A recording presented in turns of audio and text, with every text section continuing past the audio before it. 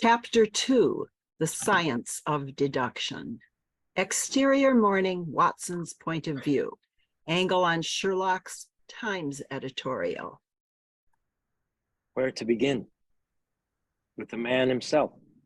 Apply his methods. The newspaper lowers to reveal exterior. London Times offices early morning, subjective. Advance toward the entrance into Interior Times, editorial department. Musty through endless rows of clerks to the lowly desk of Oscar Stamford, Times science editor, about Watson's age, enthusiasm of youth tempered by tedium, welcomes a break in the routine, visited by former classmate Watson. Oscar Stanford? John Watson, what a surprise. The sight of a friendly face in the great wilderness of London is indeed a pleasant thing. Look at you, thin as a rail and brown as the bark of a tree. Watson reacts, taken aback, suddenly considers his image, the observations of Sherlock. Begins to understand. How have you been keeping yourself, John? Just returned from service with the Berkshires in my one. Aye. Seems both of us put our medical degrees to good use. Oscar plops behind his desk, sarcastic glance around. Watson places Sherlock's article upon Oscar's desk. What do you know of this? Sherlock Holmes, quite a character. Indeed. Scotland Yard could tell you more. He is a criminal? Quite the opposite, although the inspectors would wish it so. You've been away, so you wouldn't know. The Yard has seen some crime as of late, real bafflers. This is the man who puzzles them out. Really? Didn't see a whit of credit for it. Put together this monograph. Oscar digs out a dusty manuscript, passes it to Watson. Tried to do it as a series, set the record straight. My publisher would have none of it. All I could do to get this introduction put through. Is there any credence to it? Oscar shrugs, uncertain, almost chuckles. He's a little queer in his ideas, with a passion for definite, exact information. No qualms getting it. First-class chemist, anatomy, never taken any formal classes, but amassed an eccentric knowledge as would astonish any professor. Certainly intimate with his underclass. Oh, would it surprise you to know Sherlock is of royal lineage? You're joking. Far enough removed as to be of little consequence. But a smart man would parlay that connection into a cushy government job. Lord knows his brother did. Brother?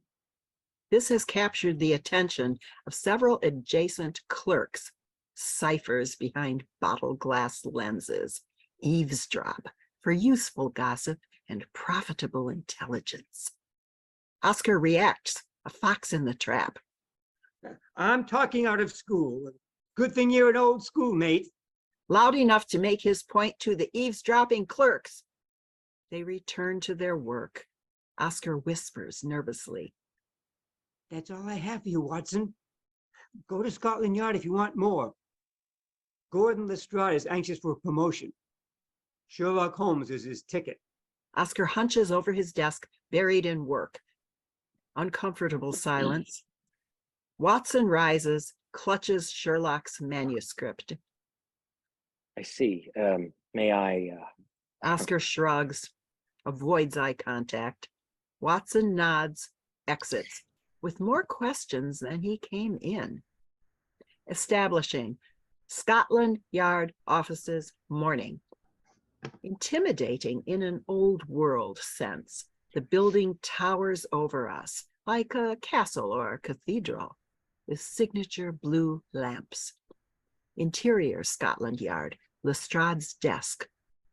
A countryman in city clothes, Gordon Lestrade is tastefully attired, but not hesitant to get down in the dirt. Distracted, eyes open for the next big case, Lestrade efforts great patience with Watson's queries. Yes, Holmes is very clever. Not a trained professional, of course, but clever for a civilian.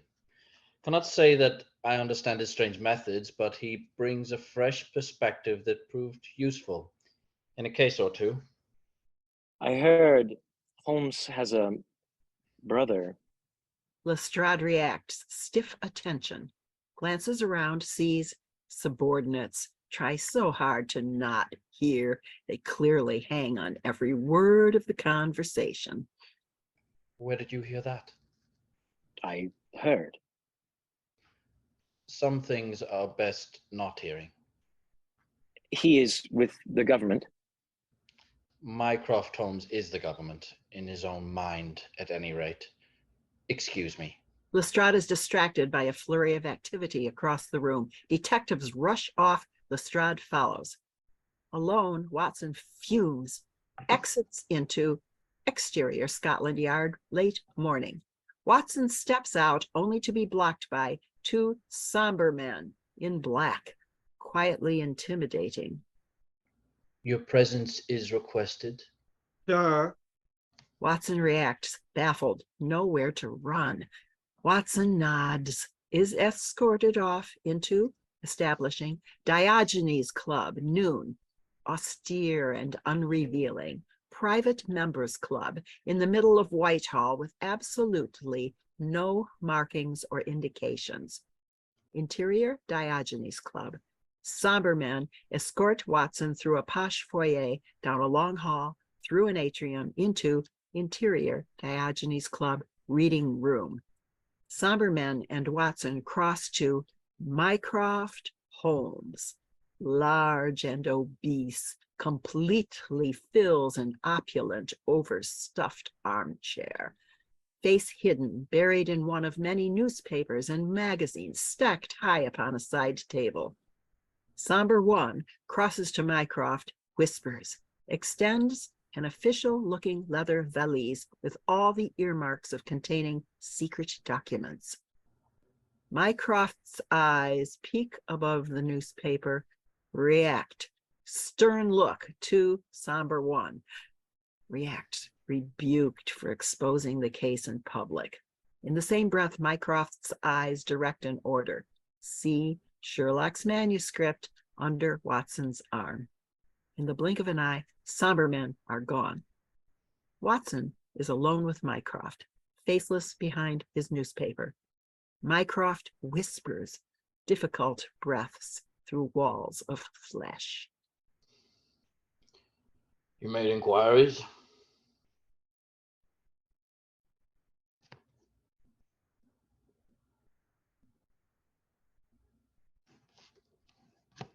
Did I? Whisper my name and ripples through Parliament wash you up on my shore. Mycroft Holmes. Watson reacts, surprised by an audible shh from no one else in the room to say it. I consented to see you in respect to your service to Her Majesty. How did you? Nothing in the Empire happens without my knowing. Watson reacts to the challenge, stiffens with military pride. You accessed my war record. You wear your war record, Doctor, like a tired suit. You have read the theories of observation and deduction. Apply them. Mycroft gestures to the wall mirror behind his chair. Watson considers his reflection, shrugs. Behind Watson, Only a day, and I've seen more things than I can possibly explain. somber one reappears from nowhere with an empty valise for Sherlock's manuscript. Before Watson can respond, somber one vanishes again. Behind his newspaper, Mycroft fumes, impatient. We take for granted subtle changes suffered daily. To begin with, you are a gentleman of breeding fallen on hard times. When challenged, you respond with the erect posture of an army officer. Watson reacts, stifles a protest. Your hands, soft and without callus, have not seen common labor. Like your face, they are tropically dark. Your sleeves pulled back, however, reveal a more natural pallor. Angle on Watson's hand, his reaction in the mirror. You have been abroad for some time. Although tasteful, your suit is several years behind the fashion. Missing buttons on sleeve and vest, tears in the coat mended by an unprofessional hand, clumsy and obvious, but stitched with surgical precision. Mycroft's point of view, Watson's vest and sleeve, missing buttons, hastily stitched rip in elbow of his jacket. You were wounded several times. Your left hand spasms in the wake of trauma. A severed nerve, not yet fully mended, renders your left arm unreliable for medical duty. Watson's left hand spasms faster, his arm limp. Stains visible on his coat and pants from street refuse. With no visible income, you have exhausted your discharge pension and are without permanent lodgings. Mycroft slyly peeks over his newspaper. Bundle up tonight, Doctor. Inclement weather is forecast. Of course, now that I see it, it is Elementary. Watson reacts, surprised smile. your brother's exact word. I have no brother. Of course, I mean, I know Sherlock Holmes is, that is to say, you are not his brother? Mycroft does not respond, buried behind his newspaper. Watson reacts, uncomfortable silence, slowly backs away, interrupted by Mycroft's exasperated whisper. Half brother. Oh. Watson reacts, slight gasp, to see revealed Mycroft's pale, bloated lobster face, deadpan menace. Measure carefully, Doctor, before you become involved, the quick thrill of danger against the consequence of a life cut short. Watson reacts, pale. Gulp. He sees Mycroft once again safely hidden behind his newspaper. Somber One suddenly appears before us, gestures off into exterior Diogenes Club afternoon. Watson exits the building, leans against the wall, steadies his nerves with great effort. A long beat. Surprised by street urchin Oliver Wiggins, half Watson's height. Behind the dirt and poverty, bright eyes reflect extraordinary intelligence and ambition. Impossible to resist. Your presence is requested, sir. Watson reacts, not again. Wiggins smiles, presents Watson's weathered medical bag. Watson reacts, feels his pocket. The pawn ticket? Missing. Before he can respond, Watson is led off by Wiggins into... My round of applause there. Yay! All right. Thank you, actors. Thank you, everybody. Sorry, I missed some words.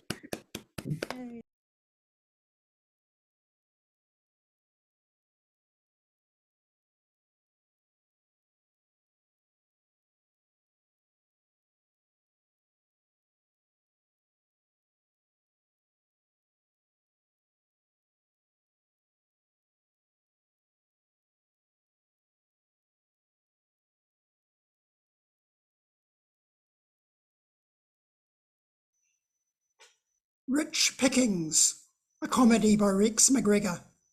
The setting is a marina.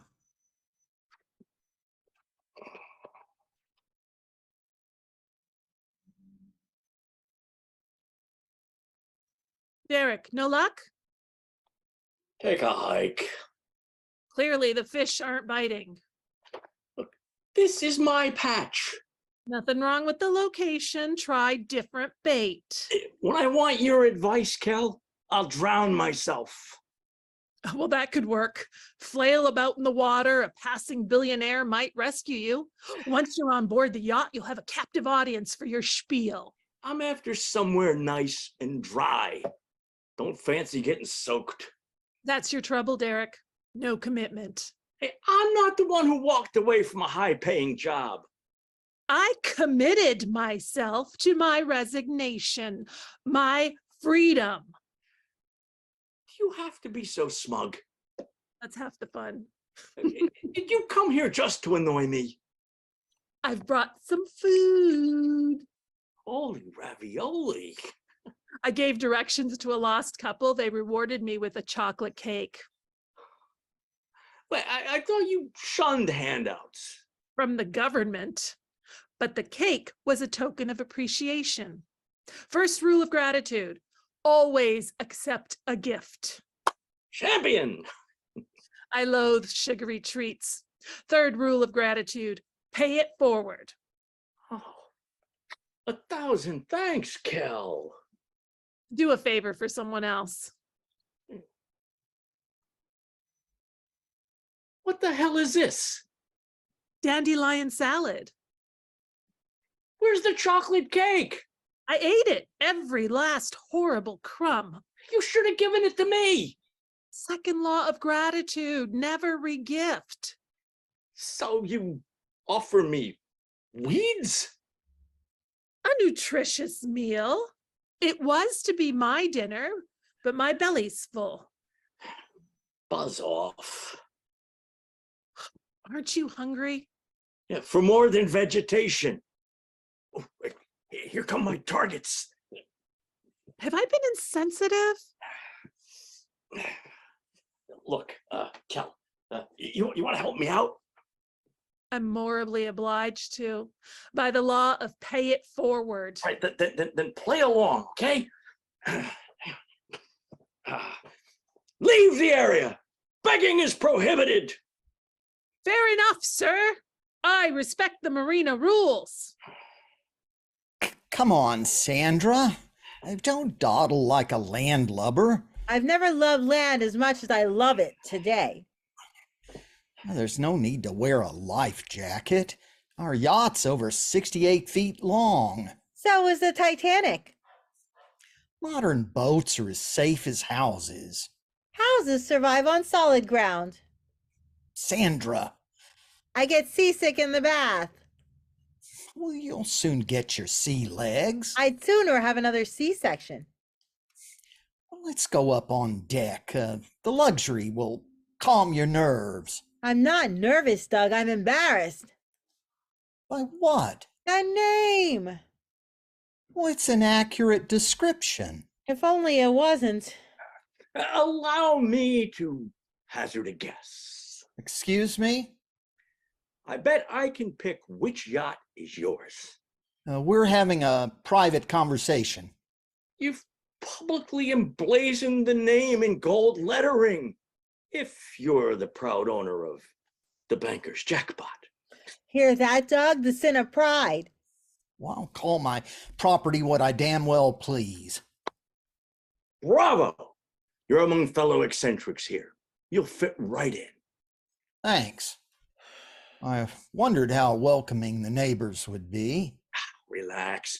We're a community of like-minded individualists. I was afraid the marina might be an exclusive club. It is. When you purchased the berth, you became a member. Oh, that's a relief. We look after our own, keeping a watchful eye on each other's boats. Is there a security issue? Wherever wealth is on display, you'll always find unsavory characters snooping about.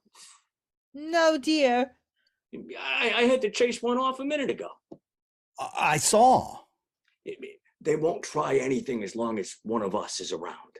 Sharing guard duty? If you like. Unfortunately, we can only be here on the weekends.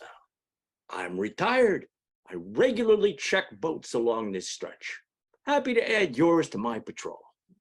Oh, that's very kind of you. And all I need is the access code to your pier gate. Look, those gates, they're a feeble barrier. A scuba diver can easily climb on your boat from the water. Does that happen? Never underestimate the ingenuity of the dishonest. Well, the Banker's Jackpot has a smooth hull and a high deck. Ah, piece of cake for a determined criminal. Shall I show you how they do it? Please, so I can install preventative measures. A waterproof electric fence, motion-sensitive spikes, trigger-activated torpedoes. Lead the way. Coming, Sandra? No, I'll never set foot on that monstrosity. Oh, don't be ridiculous. I mean it. I can't take your obsession a moment longer. Well, let's not argue in front of our guest. Don't mind me. Choose, dog, your yacht or your wife. Be serious. I'm deadly serious. Get rid of that thing right now or I'll leave you this minute. You're not thinking straight. It's a simple choice. You either love me enough or you don't. Listen, even if I put her on the market today, she could take months to sell. Find a quicker way. There isn't any. Actually, there is. Pay it forward. Pardon? You've been blessed with a wonderful wife. Show you're grateful by giving the boat away. Yes, like in the movie, to a complete stranger. Your recent acquaintance? No, it has to be a complete stranger. Someone down on their luck? Actually, I'm pretty far down. Oh, look, over there. That woman watching us. She looks disadvantaged. She's a beggar. Perfect. Hold on. Hello? Yes, you. Would you mind joining us? Thank you. Sandra, if I go through with this... You'll never have to say how you feel ever again. Just remind me of what you did today. Deal. Yeah, I should warn you. That woman, I knew her years ago. She used to be a lawyer. Really? One day she packed it all in to live on the street. Goodness. She refuses to own anything beyond her immediate needs, including yachts. Oh, let me handle this. I'm a bank manager. I ooze charm. I'm glad you called me over. My conscience is killing me. Why? I misled you. I was an accomplice in Derek's scam. Scam? I'm ready to accept my punishment, Kel. Will you accept yours? Of course. Champion, remember your second rule, no regifting. I don't understand. Don't worry, you won't have to live on board. I'll look after the yacht for you. Huh? Now, about this scam. Doug, take the win. Ship ahoy, Captain! That's great. Thank you. I laughed a lot. That was wonderful. And what great chemistry Trisha had with Paul. I want to see more of you together. Oh, thank you. And Paul's always trying to choose between two lovers, huh? Right? Yeah, no fair.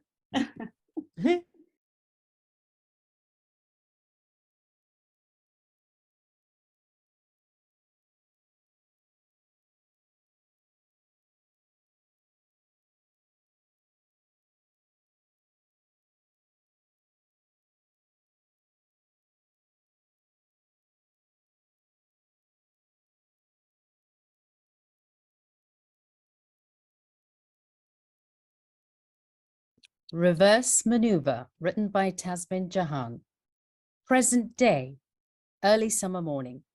Mrs. Dandelion, in her 60s, angrily rushes out of her house.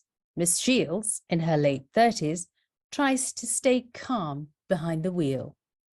Jesus Christ, Miss Shields, Miss Shields, where the fuck do you think you're going?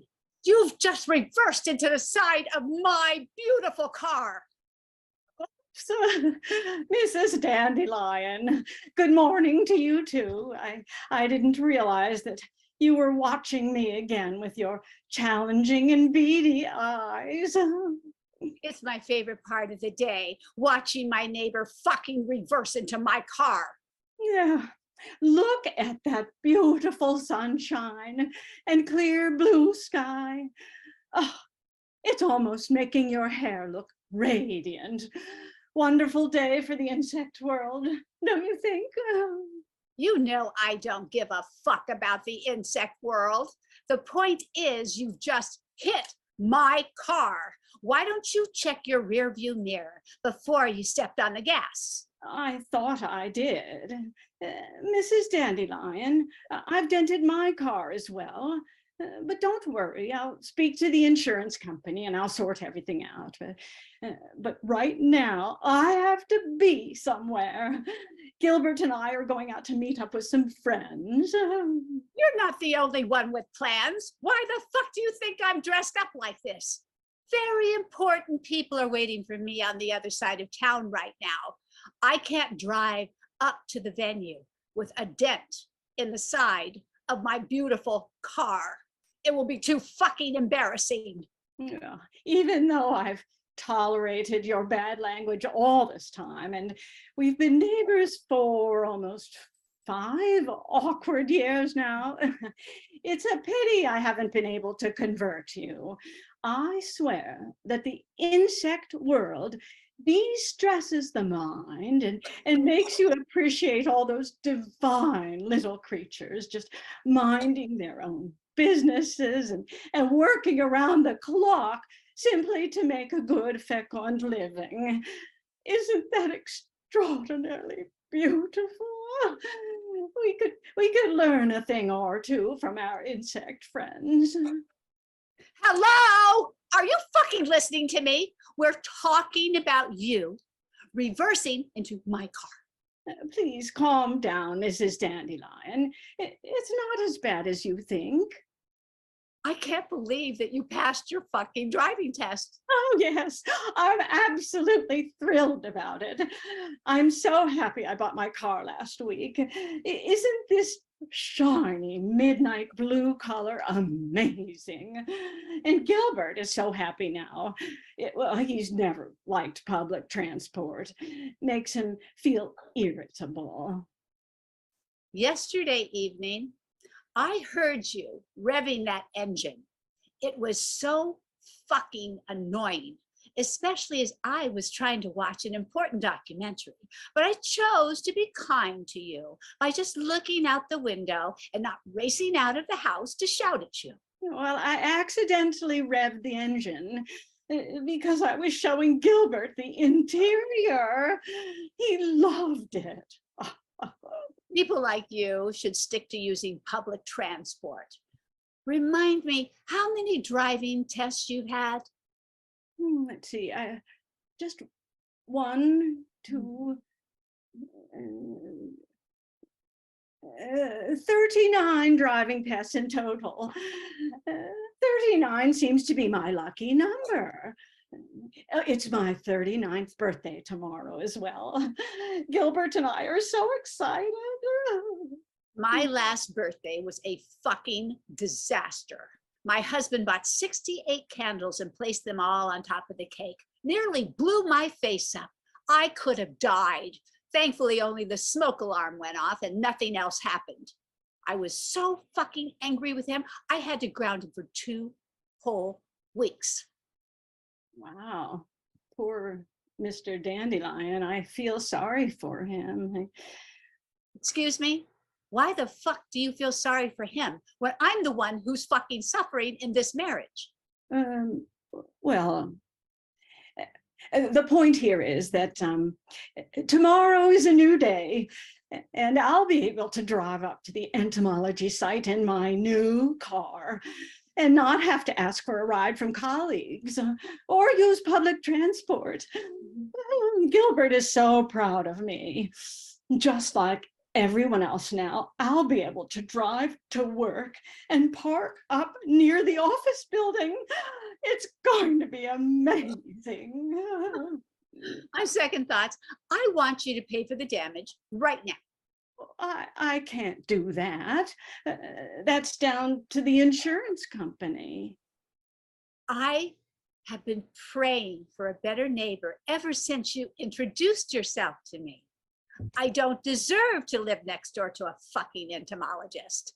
I need to be compensated for putting up with you for the last 5 years. I'm happy to take a check payment right now. Mrs. Dandelion, I just don't understand why you're so against entomology. And besides, this is a good neighborhood. The other neighbors are really nice to me. That's because they don't know you as well as I do.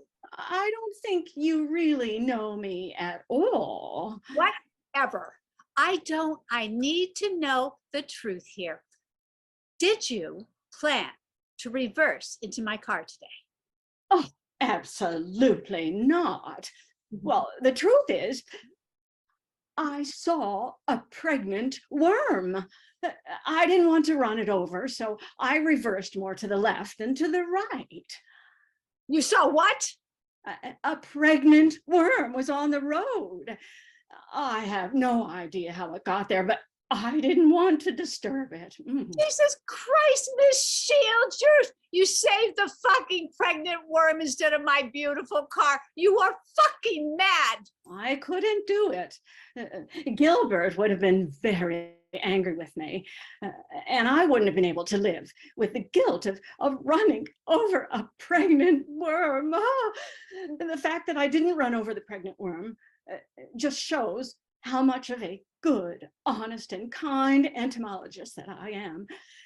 It's all about preserving the insect world through humanitarian values, Mrs. Dandelion. Where is the fucking humanitarian value in reversing into the side of my car? Well, I honestly didn't think that would happen. It did fucking happen. It's your fault that we're in this fucking mess. My car was up on my driveway. Your car was parked up on your driveway. That's 3 feet apart from each other's car. All you had to do was reverse in that direction and not in my fucking direction. I'm very sorry about this whole situation, and I will get your car fixed. I don't fucking believe you, especially that stupid pregnant worm story. You must think I'm some sort of a fucking idiot. As you don't like me very much, this must be your idea of getting back at me. I'm not the vindictive type. Like I said, I am a good, honest, and kind entomologist. If you actually got to know me, you would like me very much, just like the other neighbors. Ever since I objected to your having an extension in the back, you've had an issue with me. Don't deny it. Well, I admit that I was annoyed at first, but just like my Formicidae friends, I moved on. Ants don't dwell on things. They just get on with their lives and build their colonies. It's not a surprise that they are officially the smartest insects in the world. And with the money that I saved by not having the kitchen extended, I've managed to buy the shiny new car. So indirectly, I should thank you for helping me buy my first car. I don't care about the fucking ants. I thought you would appreciate that comment. Why the fuck are you still sitting in your car like that? Go and write me that check. With that tone, I fear for my life. Jesus Christ, I'm not going to physically assault you. Are you sure about that? Your face looks really angry. I'm already late for my meeting. What do you fucking expect? Look, I know that you hate me a lot right now, but I swear on Gilbert's life that I will sort this all out first thing in the morning with the insurance company. You have my word. Now, would you like me to give you a ride to your meeting?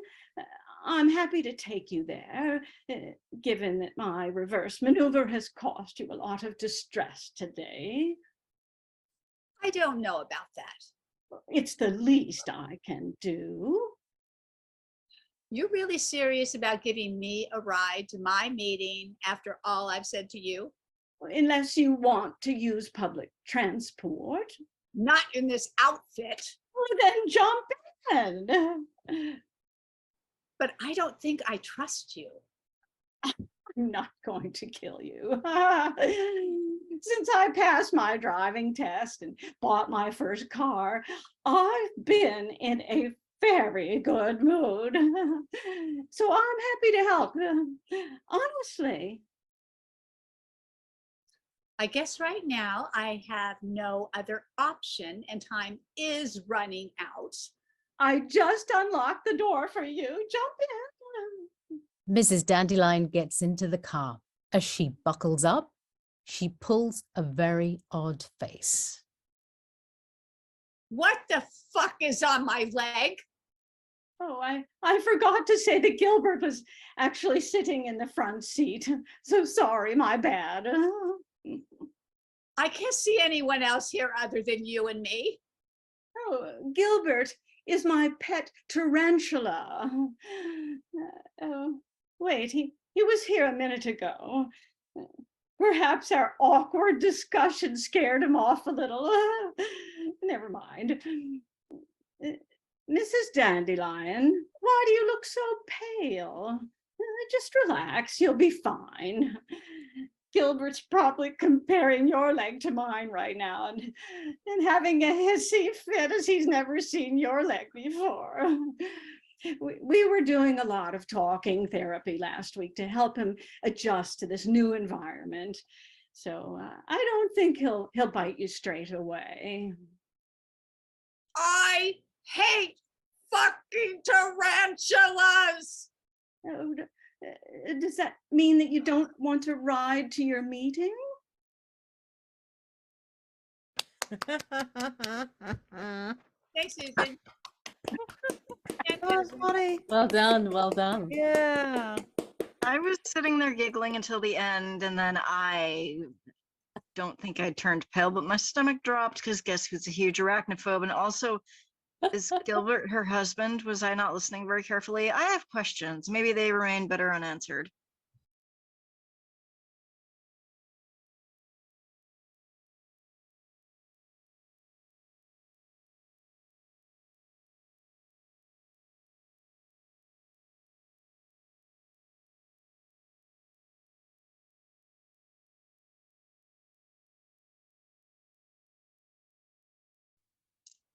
My parents worry about me.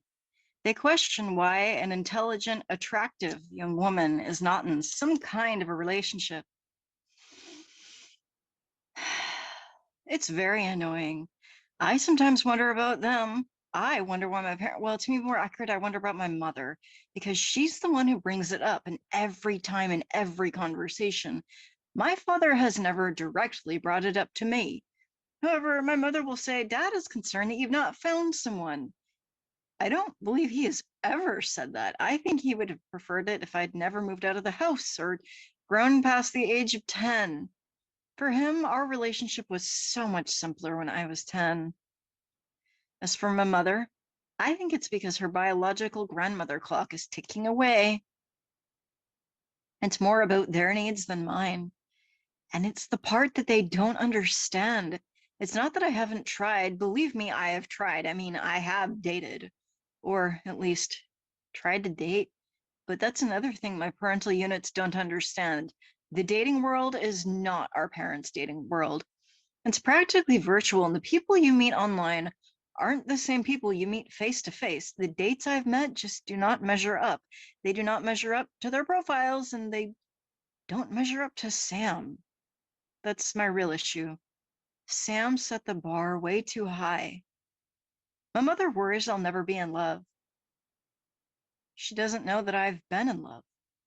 She doesn't know that I love Sam.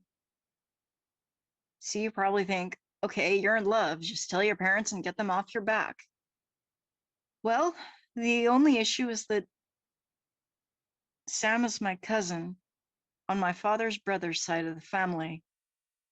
And maybe in Appalachia, that would not be a problem, but down here in the valley, it's a definite problem. That's the tragedy of it all, that the one person I know I love also shares 12.5% of the same DNA. I've never told anyone about this. Not my parents, obviously, not my best friend, who also questioned my lack of relationships. Not Sam. Even though I have known Sam all of my life and have had some of the most intimate and emotional conversations, I never revealed how I truly felt. Unfortunately, my feelings for Sam is the barometer that I use against everyone else I meet. It's not their fault. They just cannot measure up. Some come close, but close is not what I want. There was a time back in high school I thought I was in love. That was Mark Chapman. He was gorgeous. I thought he was interested in me. It turned out he just wanted a job at my father's electronics store. Once he got the job, he told me he just wanted to be friends. I found out later from another friend, Mark was grossed out by the hair on my arms. My friend suggested I should shave. I didn't let her see me cry, but I went home crying. Sam saw me and asked, "What's going on?" I said, "My life might as well end now because I'm too ugly for anyone to want me." Sam laughed and said that was just ridiculous. Sam said that I was the most genuine beauty on earth. I suggested maybe I should shave and that boys would be more attracted to me. Sam said it was up to me to make that decision, but to do it because I want it. And if I do it for someone else, that I'd better make sure that they were worth changing who I am. Mark was not worth it. He was arrested later that year for stealing electronics from my father's store. No one has ever seen me for me and accepted me so completely. I was always more comfortable in my skin around Sam, hairy arms and all. Then one day, Sam did the unexpected. My dear sweet cousin enlisted. Sam was deeply moved when he witnessed the fall of the World Trade Center. Sam went off to war, and before the end of the first tour, Sam died. An IED on a road in Iran on a routine convoy mission. It shouldn't have happened. Sam shouldn't have been there. Women were not supposed to be deployed to the front, but Sam volunteered to help resupply units on the front line. Now there is no more Sam. Only the bar of kindness, generosity, selflessness, and bravery that I have to use to measure up every relationship I begin. And so far, none have come close.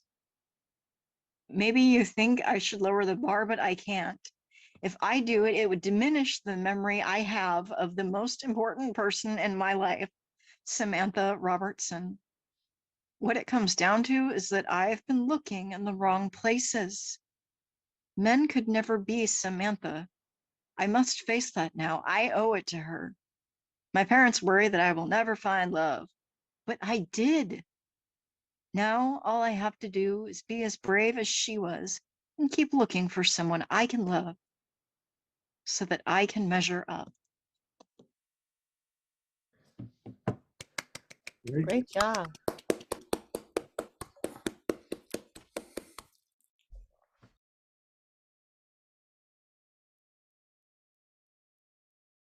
So now we come to the part with conversations. Can start with a study in Sherlock. If we I have still to have go, some I'm actors sorry. here. I gotta go build a set for Alice in Wonderland with my husband. So Have You fun. were wonderful. It was great thank to you. see Great You you. were job. great too. Well done, Everybody did a Tricia. great Great job, job. Zeb, Tricia. you were fabulous. See you Everybody next was wonderful. time. Thank you so much. She's Take late care. for a very important date. Bye, Tricia. I don't say that, but our rabbit does. I'm Tweedledee in the show, so Okay. Ah, Oh, lovely. well, I yeah. lost my hair. All right, bye. Enjoy. All right. So do we have anyone left for Sherlock? We've got Carol and we have John. And Mal. Mal's a new person, right? Yes. Yeah. How did you enjoy it? Mal? Yeah, very much. It was enjoyable to do. Two different kind of characters that I had to live in, but it was kind of fun. It popped and it set everything up to quite intriguing. Yeah. It sounds like you had the accent for it. Oh, yeah. I tried. What about you, John? Oh, my script had all my words for me to say. I'm not supposed to say anything. It's up to all of you guys. Well, certainly you can say something because you have to kind of think of it as it's sort of like you're workshopping your pieces. And did anything stand out for you? Did you feel like anything had to change or everything No, was just the way you wanted it? No, I'm happy to see the characters come to life. As I say, the only if anything's good, the characters wrote it. Everything else is my fault. So just happy to find out how much of my stuff got out of the way and didn't. Okay. How about you, Chuck? I was going to say, I'm sorry, I missed a couple words, but it was fun. And John gave me some great ideas through Messenger that I hadn't thought of. Okay. And it was just a lot of fun to do, except for missing a couple words. So the somber characters, you had two somber characters. Did you want to show them, or you chose not to have them shown since they were on and off? No, they're there. They are? Yeah, they're there. Chuck was there and Mal was the other one. Yeah, I came in and then went off to get ready to come back in and change to be the urchin. So they're basically Laurel and Hardy without smiles. I may, well, let's hope that it shows up, but on my end, I heard their names mentioned, but I kept waiting for the third character box open. I never saw it. That's why I say leave the cameras on, which they did, but you know, your Zoom goes by what it hears, and it's like you only have one word. By the time Zoom cuts to you, you're already 3 characters down. Okay. All right. We'll see how it goes. Can always improve in the editing. A good magnet is always a great way to improve my video. What? A good magnet. Nice. A degazer. You take it like a Pazano. That's a degazer. Way. Well, if nothing more on sure, is there another piece coming next month? I don't know if you might need a break, but you know, because let's face it, plays work better here because you have more dialogue going continuously. These last 3 pieces were very, very fine, and everybody was extremely good. I just don't feel like I give my actors enough to do. Okay. They do it if they're on camera, though. You'll see them do a lot of action, but dialogue-wise, yeah. Well, do you have other pieces that are more play-oriented? No. Okay. I always say my stories are written on the actor's eyes. Okay. And so we're looking for their reaction. All right. Chuck just had his eyes pop out. Yeah. Need more close-ups. Yes. Well, then, we move on to Rich Pickings. Mr. Rex McGregor. Hey folks, so we had a similar discussion to what John was just saying about stage direction. So this play actually does, in the script, have quite a few stage directions at the beginning, and there's a little bit of action at the end too. But we decided to just go with the words and the characters. So I don't know if it was terribly clear at the end. So what would happen at the end is that the homeless guy, Derek, would grab the captain's cap off Doug's head and put it on the homeless woman, Cal's head, to show the transfer of ownership. But we didn't have hats that looked similar enough, so we decided to ditch that idea. So it's some things you can't quite do in Zoom. Okay. Yeah. Thank you so much, actors, for bringing the characters to life. Sure. It was nice that you all three of you had an article back. Yeah, you did great. Yes. Paul and Trisha had great chemistry and they made me giggle and giggle. Goretti and like all of you were wonderful and I giggled and it was great and I didn't have to suspend my disbelief because the way the play was written, that's how it happened from the beginning. Oh, it's AKA, it interesting. was kind of ridiculous and I totally loved it. Yeah, just on that, Zev, you just mentioned you found it believable. I actually have had several readings of this play in other formats. In fact, I had one earlier today. This is, believe it or not, this is my 4th Zoom today. Did I tell you that before? It's easy to believe. Yeah, so I got up really early this morning to go to Paris before I joined Zev in the UK. But in Paris, some of the listeners were quite shocked that a rich person would give away something so valuable, and they just found this an incredibly unbelievable situation. I was quite fascinated by the shock. It's a farce and they didn't get it. It is a comedy, but it is interesting that I think some people feel a little bit not quite threatened, but unnerved by the fact that some people might not value wealth or find other things more important than money. Or apparently a French wife isn't worth a yacht. Yeah. Yeah, it's interesting. Very much so. We can't hear you, John. John, you're muted. You muted, John. Sorry.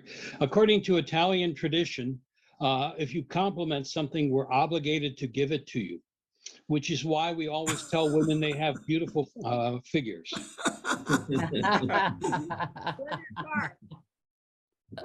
I'll have to remember that if I ever. Yes, I'm half Italian. I didn't remember that one. I have to now. Yeah, well, it depends which half, the upper or the lower. Yeah.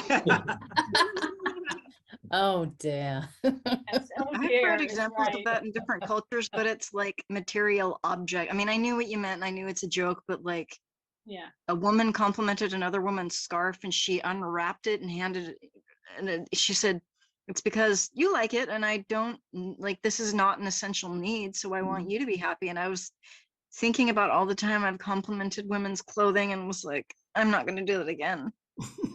I feel like it would just put someone in a bad situation. And then I thought back to the times where I compliment women's hair and it's like, I am never saying anything to anyone ever again. And I just saw a documentary last night, and one of the stories was about an Italian man coming to the United States, like during the Depression. And he started making ties. And if anyone would compliment him on his tie, he would take it off and give it to him. Yeah, that's very standard. That's very standard with the Italians. That's why they usually have a colorful tie, you'll notice. So they have something to give to you, so you don't have to give you anything else. Not the shirt off your back, but maybe a tie. But is it their best tie? Well, if it's probably one of several like it, knowing Italian families. And his was handmade, hand sewn. Mm-hmm. Any more on Rich Pickings? How about for you, Doug? Paul? You're muted, Paul. Yeah, I enjoyed being in it. It was fun. I thought the dialogue was fun. And if anyone hasn't had the chance yet, I posted one of Rex's videos that Henry and Jacqueline Yoam is in.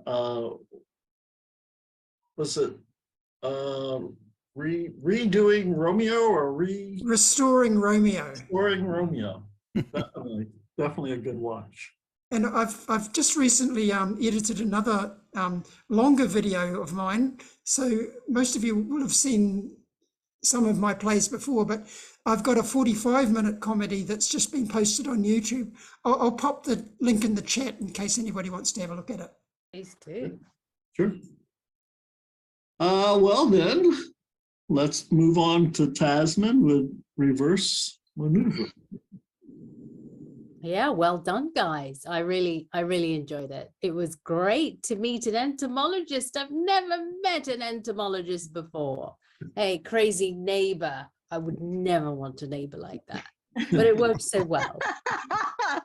I'm laughing because me too, but I didn't want to say it out loud because what if I am that neighbor? I am not that neighbor. I doubt you would be, Zev. Thank It you. was Doubt like- you would be.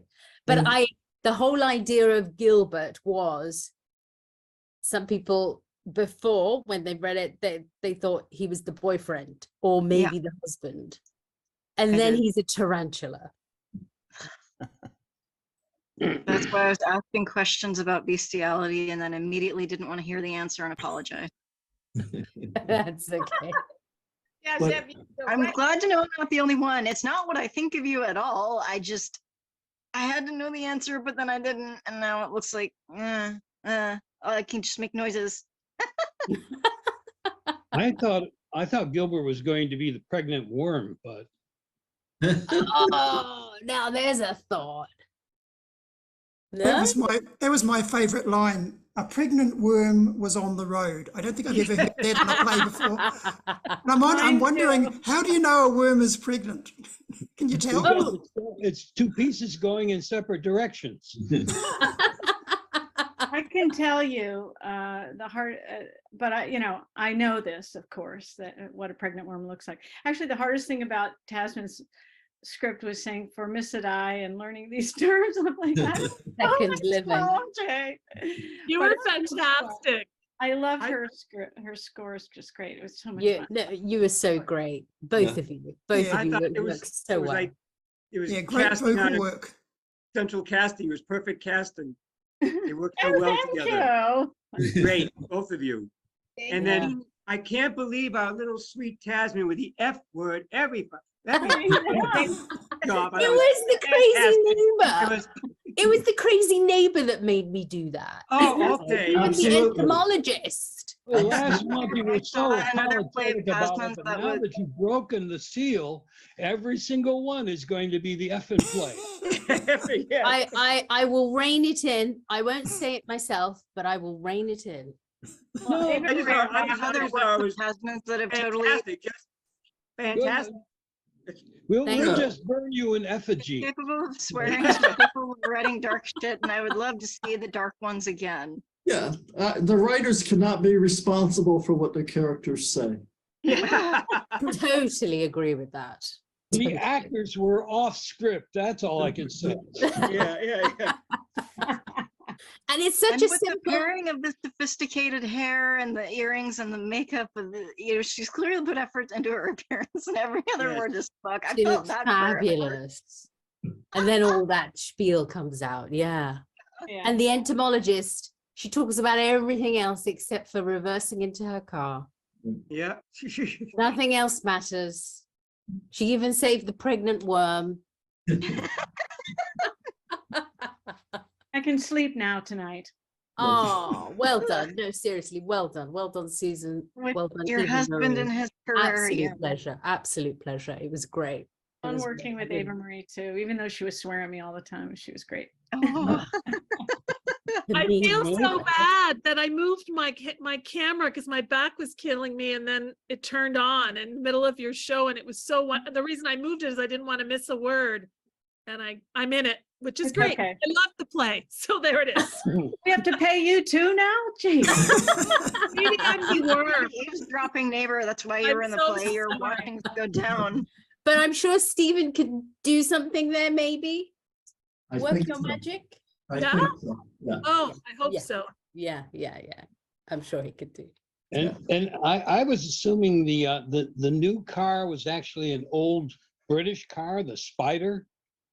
Ah, good Oh, one. how YDER. interesting. No, I wasn't even thinking along those lines. No. I'm a horrible pun person, so yeah. I remember an old episode of the Dick Van Dyke Show when he buys a tarantula sports car. Ah, Oh. yeah, against there the you go. Italian, that'd be a tarantella. Tarantella. So you could be dancing the tarantella.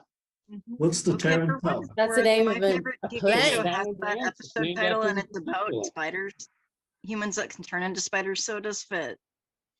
Yeah, But when I old- first saw it, I thought it did say tarantula, and was like, I don't know if I want to see this. No, it's great, but it is about humans that turn into spiders, so it's gross. Anyway, highly recommended. The TV show is called Grimm. Grimm. Oh yeah, I used to watch that all the Oh, time. yeah. Yeah, it's off the they're air, running but I it now on Comet TV. fantastic. Yeah. Okay. Oh, So what a I wicked put- web we weave. I put one in at the last minute. Zev and I was planning on another play that we were going to present, but unfortunately Henry couldn't participate. So we're hoping that he'll be able to perform next month, and we'll be presenting it then if Henry's able to do it. It's another porch talk. Oh, yeah. So that may be coming That'd be up. good. So we did this one. It was called Measuring Up, and Zev, I think you did a great job. Thank you. And I could hear the emotion, towards the end, and it was great. Thank you. Yeah, well done, Seb. I was really worried about it, and Stephen, I'm glad normally I would say here, oh, the director is patient, oh, the director, blah, blah, blah. No, we clicked. We both got, I think, what Stephen was going for, and I thought we communicated very well. I was very worried that I wouldn't be able to pull off the nuance in this, even though I knew what needed to be done, and it looks like I did. Yeah, you definitely did, and you'll see it when I finish the edit. Yeah, I think seeing it will probably make me feel a little better. It was good. Quite a monologue, really quite a monologue. I want to see other actors perform it now to see what they do and what they connect to. Did You know- Steve write the monologue or did you write it, Zeph? No, Did I write it? No, that's all Stephen's work. Wow, what a compliment to ask me. No, and I blurted out to Stephen as I was trying to explain. I was trying to ask for notes, and I just blurted out, "Well, I'm Stanislavski trained, but I don't have a crush on my cousin." And like, in any other moment, I would have apologized, but no, I had to apparently just say that. No, I didn't write it, but that's both a compliment to Stephen and I. Thank you. Yeah, no, it's, I thought it was your monologue, like you wrote it No. about you. And so nice job, both of you. Thank you. Yeah. And is that part of then the thing that was supposed to be read with the other actors? It has a similar theme, but it's not part of it. No. Not part No, of it doesn't. Sorry, I have a totally different interpretation of both plays. What I really connected with this is she has a crush on her cousin. On the porch talk piece, that's more of a putting governors on blast, I guess, complaining and trying to educate people. Nothing of this. The two are totally different. Yeah, I just They're feel both equally important. Yeah, I feel that it still has to do with someone having to deal with their sexual identification. Yeah, for me, this was largely about grief and loss and a lot of missed opportunities. And the sexuality was there, yeah, but I was way more focused on the cousin rather than, oh, she's a girl. That was just kind of like, but when I read it, for the first time, my jaw dropped and I kind of like my neck did this. I guess I was recoiling, not out of disgust, but out of, whoa, okay, I really need, really got to do right by this. But the porch talk, I've read it several times and the conversation's going to be a little bit different. I'm not trying to put either work down. They're Absolutely. just No, absolutely. It is going to be one different. it's in a circle and one is in a square. Yeah, it's definitely different. There were a lot of issues that were coming up this past month and the month before, and I felt they needed to be dealt with. And I was hoping we could have done the other play earlier, but you know, things It work will out. be relevant, trust me. It does sound from your conversation like one is more cerebral and the other one is more emotional. That's a very good, yeah, that's what I Yes. was trying to, there we go. Yes. Yes. And this was the emotional. Yeah. Wow. Well, you know, I like the French Spanish movie Opera Prima, which is about two cousins who had had an affair and gone on as an adults to have bad relationships and get together and find that they want to have their relationship again.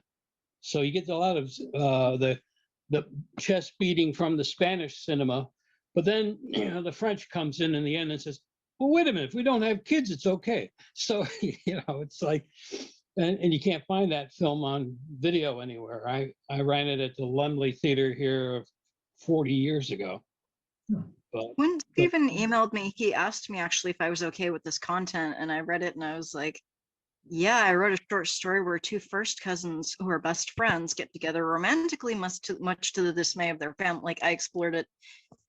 It was a novella, and I wrote it myself. And if you want to see it, I guess I'll show it to you. I don't really care, but I was proud of it because I got to explore emotions. And so I felt like I can, with that little, although Stephen took his in a very different spot, spoiler alert for my own story, which is not military related.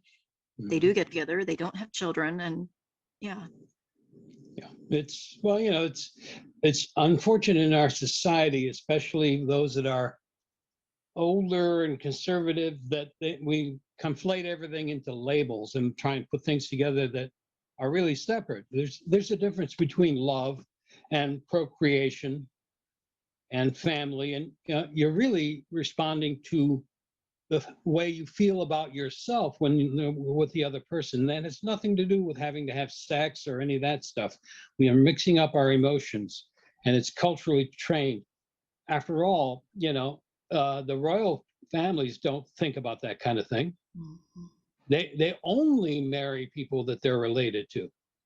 Yeah. So.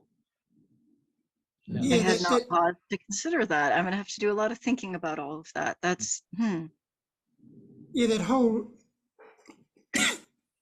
cultural taboo about cousin incest, if you think of it in that way, is very interesting because it's not only different all over the world, but even within the US, it's different. Right. Some states it's banned, some states it isn't. yeah, that crack about it's okay in Appalachia, but not here in California. The Valley is California. I just want to quickly say goodbye, all. Thank you. Thank bye, you, Dr. Chuck. Being there. Wonderful Everyone to see you wonderful. perform. Well See you all done, next- Chuck. see you all next See month. you. Thank you. Take Bye-bye. care. Yeah. Bye. See you later, guys. I'm gonna head off too. So thanks very much. Okay, are you coming back next month? I will come back. I will come back. Yes, it's been a pleasure. It's a pleasure reading for John and a pleasure hearing all the work. I think it's wonderful. Thank you Thanks for very having me. Thank you. Okay. Bye. See Come you next time. grace us with your talent again. Oh, thank you. Bye now. Okay, is that it? And are we coming back on, well, I think it's August. We get an extra Sunday this month, so you're probably going to be a little later. It'll be August 27th. Okay. Yeah. Yeah, that works. That works. Going into the Labor Day weekend almost. Because the following Monday is a bank holiday here. A bank holiday? Yeah, so it's just a holiday, a national holiday, which is And that's good. to do with the banks? Pardon? It became a national holiday. It's a national holiday. Ours are all bank holidays here, Stephen. but we don't call them bank holidays. This is a date specific, a holiday specifically named for banks. No, it's just another holiday from the bank of holiday. Oh, okay. It's a Don't British. think here, it It's a doesn't count as British holiday, thing. banks No? have It's it. a British thing. The Look, British thing. We Okay. deserve extra holidays. Do you know what the word chuff means? I do. Are you chuffed about it? Someone else on Facebook, one of our members, Yeah. got a review back on her manuscript, and she starts it off by saying, "I was chuffed by his comments," and I hear chuff and it sounds negative, and I'm thinking, oh, he It's gave us a positive. bad review. And then you read through everything that he wrote, and it's like this fantastic, glorious review, and I'm going, "Is she chuff about this?" Apparently, it means to be to feel pleasure. Yeah. be- Yeah. To be thrilled. Yeah. Yeah. But then there's another word, chuffer, Don't know that that one. that means an asshole. Does it? Not familiar with that. How are you spelling it? I'd have to go onto Facebook and look because I asked her about it. Oh, It'll did be in you? Tasman's next play. So they chuffed their chuffer cousin. Oh, yeah. There you go. Oh, chuffer, all talk and no action person. There you go. So Don't call me an asshole.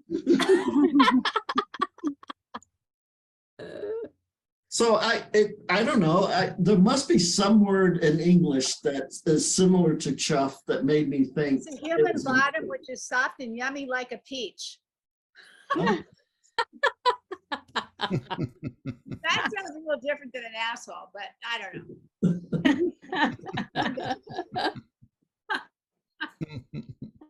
Oh, well, take your pick. Take your pick. So then maybe when she got chuffed, somebody kissed her chuffer.